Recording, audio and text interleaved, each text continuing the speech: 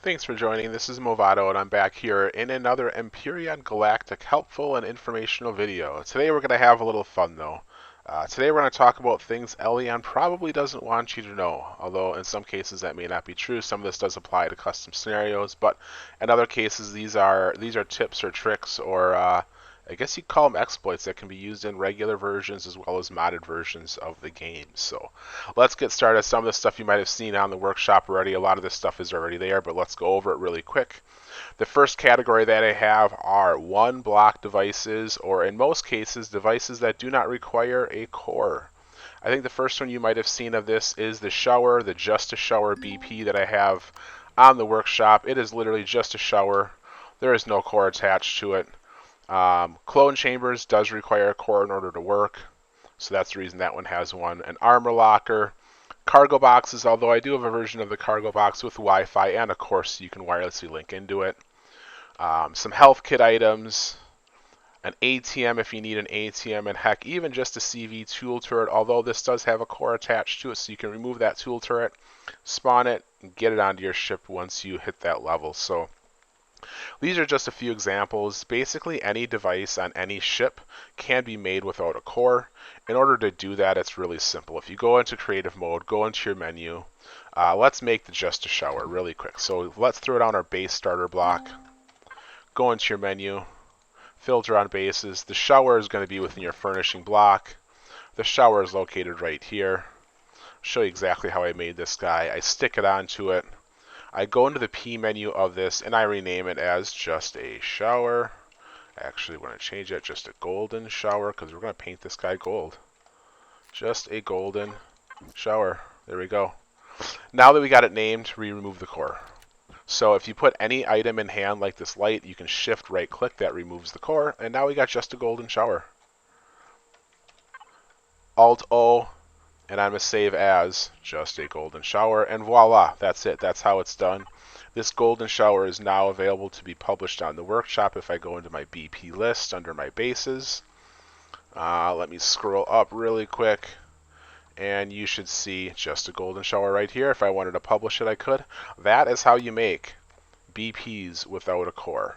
There's a lot of other ways to go about doing this as well. I also have some container controllers that bury into the ground that don't have cores. Some of them do have cores, so pretty much any device you see within the menus, you are able to do this with. And this can be super helpful. I mean, heck, just this ATM alone, if you're ever off in space travels and got some credits or you want to do some trading on a multiplayer server, just spit out an ATM. They're super cheap because just the materials alone are pretty much negligible. Get your ATM transactions done and then salvage it up. If you're starting on a new planet, a new start, the cargo boxes can be really helpful because a 16K cargo box, I believe, is only 10 iron plates, or steel plates, which is pretty much nothing. So that's the first category: one block devices or items that require no cores. Although some of them do have a core, so I kind of cheated a little bit there. But anyway, on to the next one: HV and SV bases. So some of these you've probably seen before. Some of these you might have seen other variants of. The Hover Shack was the first really big HV base that I published. Concept was simple. This is a core only item with miniguns, generators, constructors, fuel tanks, a full 32K storage system, all that jazz. I mean, all the base, a clone chamber. I mean, all this armor locker. It even has a spot set here for a trauma station. Has a detector on the front, which is the reason why I have the cockpit seat, so you can actually set this down and use your base as a detector. It's got some lights built into it, so overall this is a really handy item to use. This is a really big version. The nice thing about using an HV or an SV is they don't trigger base attacks within any version of Empyrion currently. Base attacks are only set for bases, and then sometimes I've noticed them for CVs as well. So speaking of CVs, if you ever do play a version of Empyrion that does do base attacks on CVs, simply go to outer space and spawn it out there. You can just go right to the edge of outer space, spawn it, get in that ship and fly it back down to Earth, and you will not get a base attack, although honestly a lot of those drone attacks are pretty simple. In addition to the actual base, I've got some really small modified versions. Really, as I started playing the game, I realized that, well, I don't really need 32K storage and all that stuff. I can get by with this little production cube right here. Nice thing with this production cube is it does give you the ability to make the 15 millimeter ammo, which is really key in the early game. Something this small, it has 2500 storage, a little fuel tank, a little generator, and that's pretty much about it. Now, if you want to get a little bit fancier, this is also a core only. These two are both a core only item. This core only base right here, again, 5,000, it still has 1,000 left over. Minigun, 2 constructors, oxygen, armor locker, another container controller, a little bit less storage, that's okay. Cargo boxes, oxygen tanks, wireless, and ammo controller. All this can be had for $37.92. So really cheap. In Reforged Eden, this is the cost of it. It's almost free practically to spawn this stuff to get that type of flexibility. Next, we have 2 turret pods. One is an HV, one is an SV. The only difference is the SV has 1 extra minigun on it. Why? Because the core on an SV is 6,000 CPU. The core on an HV is 5,000 CPU. So the core on an SV gives you 1,000 more CPU. I believe the reasoning being that SVs need to fly, so they need extra lift, so they gave extra CPU to provide that lift. But the concept is simple. You drop an HV core starter block down, throw in the ammo controller, which is right here. What did I put in here? 1250. Put on the miniguns, and off you go. Now, on the workshop, I have the HV version published because when you go across modded versions, for example, Reforged Eden, the turret models on an SV are different in Reforged than they are in Vanilla, so it is not cross-compatible. So on the workshop, I published the HV version, but I also have an SV version available as well that simply has an extra minigun. And if you need some extra boom boom, you've got the rocket pod. So this would be I believe a basic core only, basic extender only item. 5 rockets on it. Where is the ammo? Is right here. 9,500 total ammo storage, which would be plenty for all those rockets. Set that bad boy up and you'll be killing things real fast. Have a pretty good defense around your base. So that's the HV, SV bases. Kind of some of the ideas that I have that I play around with. There's other things you can certainly do, but those are some ideas that help you get some firepower at a low level. All right, next up, copy and pasting. Copy and pasting in creative mode can be quite valuable. And the reason why I have my SV or CV right here, as well as the base in the back, is because the base is a perfect example of where most of you have probably already seen this in action. That's a lot of solar panels. So many, in fact, that it exceeds the limit. If you look at our CPU statistics, we'll see that I got 36 solar panels, but if we look at the device itself, the maximum is 24, so I'm over by 12. How did I do that? Copy and paste. Let me show you how to do that on this CV, because this can be done in more ways than just with solar panels.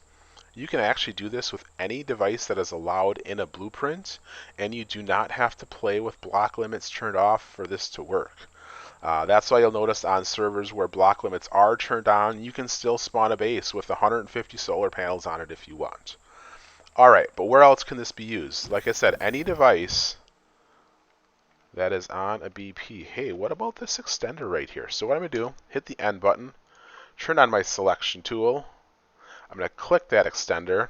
It's just a 1-box selection, which is all I want. I'm going to copy it. I'm going to move my arrow over 1 spot. I'm going to paste twice. Make sure you paste twice. Paste twice. Paste twice.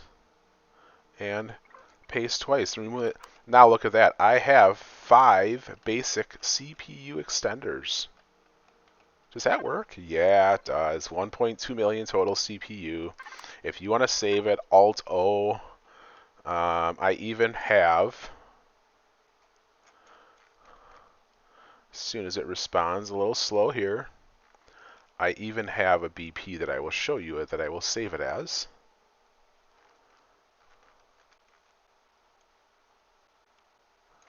Oh, that's weird. AAA copy paste test. We're going to overwrite that guy. Now if we look at that BP, it does not show red. It does not show red. This is a spawnable ship. This is an easy way, if you really want to go this route, that you can get a ton of CPU in your ship for no rare resources. The Zasco is even a restaurant because of my shield. Sadium is because of the heavy windows and maybe something else. But either way, basic extenders are cobalt titanium only. They do not require gold, optronics, any of that. So this can also be done on shield extenders, shield boosters, the new ones that are available in Reforged Eden. They are limited to 4 each, and they get less efficient the bigger you get. So if you want the most efficient shield, use a lot of the small ones. Got some extra space? Fill it with some more extenders to really boost that shield if you want to. So that's that one. That's the copy-paste exploit. That's how you can do it. Any device, like I said, if the device is allowed in a blueprint, you can do this. I think that's the reason when you look at something like an auxiliary core in Eden, it's not allowed in the blueprint because the limit is 10. You could copy-paste more than that into a BP if they were allowed in the BP, and you can spawn a blueprint with 30 of them in it if you wanted to. So that's kind of the trade-off of why things are, I believe, allowed in blueprints versus not, is because of that little bit of an exploit.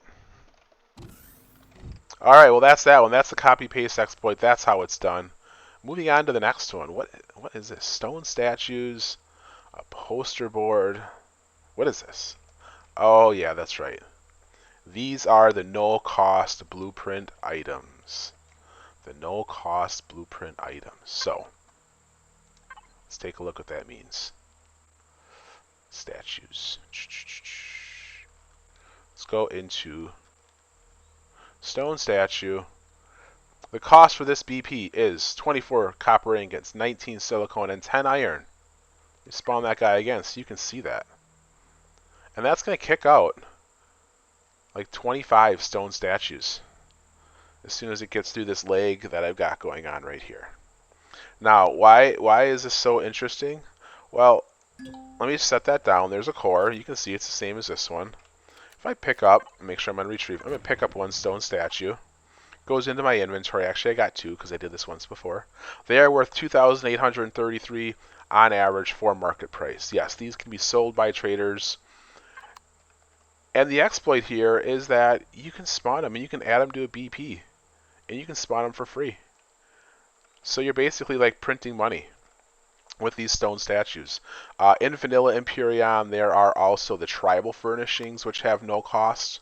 There might be other ones as well that have a no cost in the blueprint that you can simply add to any blueprint you want.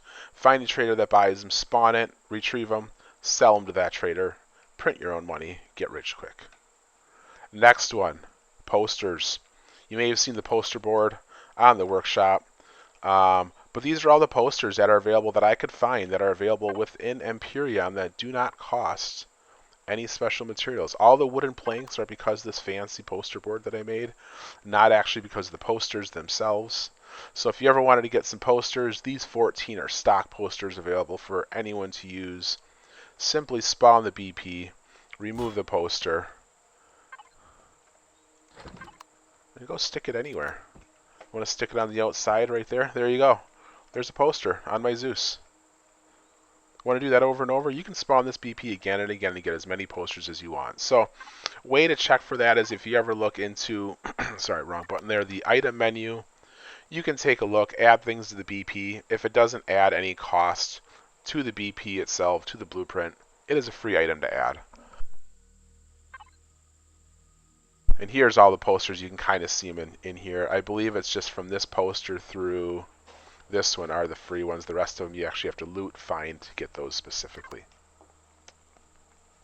Alright, that is almost all of them, except I have one more. I got the Zeus here, and I'm going to show you the Santa entrance. Santa Claus entrance. That's right, you heard me correctly. Be careful on your ships because Santa Claus might slip in through a small crack. Although if you got the Zeus, that's intended. It was designed in. Let's take a look. What do I mean the Santa entrance? So under here you can see a couple force fields. Turn off God mode. Along with a couple arrows. And hey, what's this? I'm inside the ship. This gap right here allows you to see the seat below, and it allows you from the outside to directly get seated in a ship without actually going in. I can just turn on my jetpack, jump up a little bit, hit F, and I'm inside my ship. This works with anything that you can sit in. I know some guy put a toilet in his ship that the toilet seat actually was visible from the outside, or the back of the toilet as a small little crack. So you had a pooper entrance. So you could do that too. But this is one good way to do it. I have these in Zeus. I have them in my Hulk High G lifter. Basically, this little slot, technically this block is airtight, but I did put these force fields across the bottom to seal it in, just in case Eleon ever changes their airtight models. I didn't want this block to break the airtightness of Zeus or Hulk, so I did the same thing on both. But this is the Santa entrance. If you ever need to get in your ship, if you're in a high G area and you can't make it up a ramp or something happens, these are always a nice kind of backup way to say, hey, how can I get in my ship? Through this tiny little hole, squeeze in there like Santa does. All right, well that's all I got for today. A couple helpful tips, tricks, exploits, things Eleon probably doesn't want you to know, other things Eleon probably doesn't care about, but kind of a mixture there. Hopefully you liked what you saw. If you have any other tips, tricks, things that I didn't cover that I don't know about, feel free to share them in the chat. We'd love to hear what you got, hear what you know, what else is out there that I missed. Otherwise, thanks for joining. Let me know if you have any questions. Please do like, subscribe, and I hope to see you next time. Thanks, everyone. Take care.